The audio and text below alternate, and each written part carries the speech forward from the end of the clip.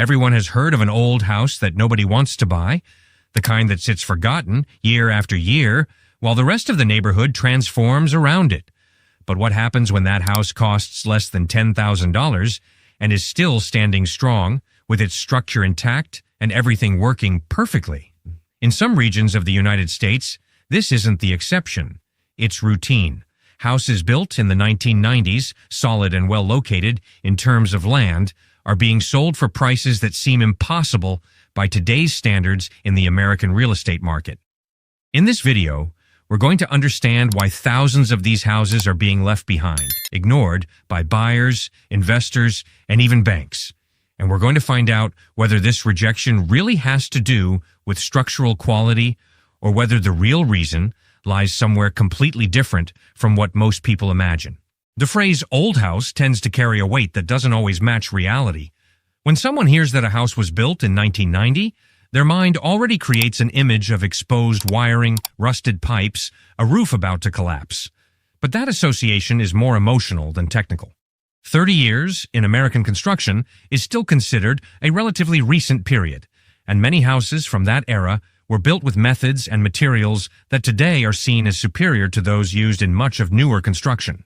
The problem is that this perception is almost never put to the test. Modern buyers tend to form an opinion before they even know the details of the property.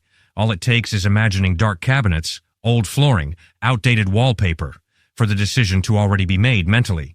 No one stops to consider what lies behind that dated appearance because the judgment happens too fast, almost automatically. This behavior creates an enormous gap between what people imagine and what these houses actually are on the inside. On one side, there's the idea of a decaying, problematic property. On the other, there's the real possibility of a well-built structure that's simply outdated visually. And it's exactly in that space between imagination and reality that the true question of this video lives. Are these houses being discarded because of some real defect, or are they being judged purely on appearance without any chance to show what they actually have to offer? In recent years, taste in real estate has shifted quite noticeably, and a lot of that has to do with what people have started seeing every day on social media. Renovation shows, decorating videos, and entire pages dedicated to before and afters have created a visual standard that has practically become a requirement. Kitchens with a center island, open concept between living room and kitchen, light-colored finishes, light hardwood floors. Anyone who grew up watching this kind of content has come to see anything outside that standard as outdated or worse, as problematic. A house from the 1990s rarely follows that aesthetic. The layouts tend to be more divided, with closed-off kitchens, defined hallways, smaller and more compartmentalized rooms. That doesn't mean the house is poorly built. It just means it was designed according to the habits and needs of a different era. But to an eye trained by social media, that difference in layout is already enough to trigger immediate rejection. The curious thing is that this rejection is almost always visual, not structural. An outdated countertop, a cabinet with a dark finish, a tile floor that's no longer in style, all of this quickly gets translated in the buyer's mind as a sign of a problem. Yet replacing a countertop, painting cabinets, or swapping out a floor are relatively simple, inexpensive interventions. They say nothing about the house's foundation, the quality of the lumber used in the structure, or the strength of the roof. This is the central point that needs to be clear. Appearance and structural quality are completely different things, but today's market tends to treat them as if they were the same. A house can be visually dated and still be more solid than many newer constructions, and it's exactly this confusion between aesthetics and quality that causes so many good opportunities to go unnoticed. While the market focuses on appearance, few people stop to look at what actually holds a house up. And that's exactly where 1990s construction tends to surprise people. In many cases, these homes were built with a sturdiness that much of today's construction simply doesn't have. Thicker wood framing, deeper foundations, materials that prioritized durability over cost cutting. This isn't opinion. It's a common trait of an era when the construction industry hadn't yet adopted so many processes focused on speed and maximum cost savings. Another point that tends to go unnoticed is lot size.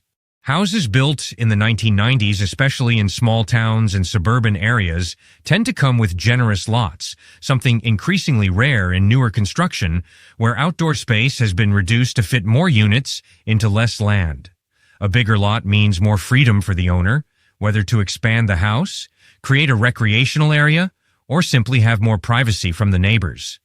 The interior rooms also tend to be more spacious. Bigger bedrooms, bathrooms with good square footage, large living rooms, all of this reflects a construction standard that valued space and physical comfort, unlike many modern builds that favor compact floor plans to cut costs. For families who need real space, this represents a significant advantage, even if the house doesn't have the most current look. Maintenance also tends to be simpler than people imagine. Electrical and plumbing systems from that era, when well maintained, don't require complex interventions. Often, what separates a forgotten house from a fully renovated one isn't an expensive structural remodel, but targeted cosmetic updates. Fresh paint, a new countertop, new flooring, updated lighting. Small changes that, added together, completely transform the perception of the property without requiring a large investment. At the end of the day, what these houses offer is a combination that's hard to find today: structural soundness, generous space, and real potential for appreciation, all hidden behind an appearance that, to many, still seems too old to be taken seriously. If these houses have so much structural quality, the natural question that comes up is, why do the prices drop so much? The answer, in most cases, has nothing to do with the construction itself, but with external factors that few people consider when judging a property. The first factor is location. Many of these houses are in small towns or in regions that have lost population over the years. When a town shrinks, whether because factories closed or because job opportunities moved to bigger centers, demand for real estate in that area drops right along with it. That doesn't mean the house lost quality, it just means there are fewer people interested in living there. The second factor is precisely the lack of demand, not the lack of quality. A property is only worth what someone is willing to pay for it. If few people want to move to a particular area, the price drops, regardless of how well maintained the house is. It's pure supply and demand, with no direct relation to how solidly the house was built. Another important point is the costs that buyers themselves imagine they'll face. First-time buyers tend to overestimate the cost of a remodel.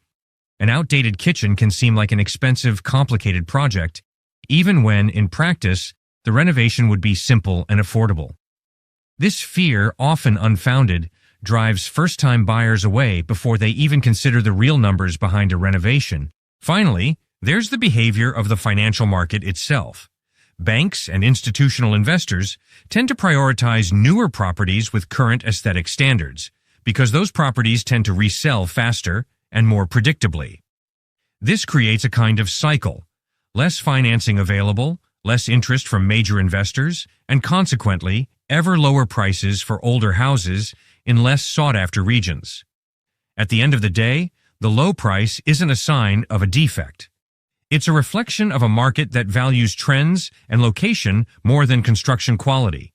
And it's exactly this combination of factors that creates space for those who know how to see value where most people only see an old, forgotten house. After understanding all of this, it's time to answer the question hanging in the air. Is buying a 1990s house a good decision, or is it a risk disguised as an opportunity? The answer, like almost everything in real estate, depends on the context. In certain situations, this type of house can be one of the best investments available. When the structure is well maintained, when the area shows signs of stability or even future growth, and when the asking price is far below what it would cost to invest in new construction, the math becomes extremely favorable. A buyer who renovates wisely can end up with a spacious, solid, appreciating property, spending a fraction of what they'd spend buying something newer in the same area. But not every cheap house is a hidden opportunity. There are cases where the low price hides real problems, not just cosmetic ones. Old water damage, foundation issues, outdated electrical systems that genuinely need full replacement, or even issues with the property's paperwork. In these cases, the low price isn't an advantage. It's a serious financial risk that can turn a good deal into an expensive nightmare. That's why, before making any decision, a careful buyer needs to look beyond appearances. It's worth checking the actual condition of the foundation, the state of the roof, the age of the electrical and plumbing systems, and above all, hiring a professional inspection before closing the deal. It's also essential to research the area's history, understand whether the population is stable, growing, or shrinking, and assess whether there's real, long-term appreciation potential. At the end of the day, the market may be overlooking some of the best opportunities in the country simply because they don't follow the current visual trends. Solid, spacious, well-located houses are still out there waiting for someone willing to look past the surface and see value where most people only see an old house. If this video helped you see the real estate market in a different light, hit like and subscribe to the channel to keep following analyses like this one.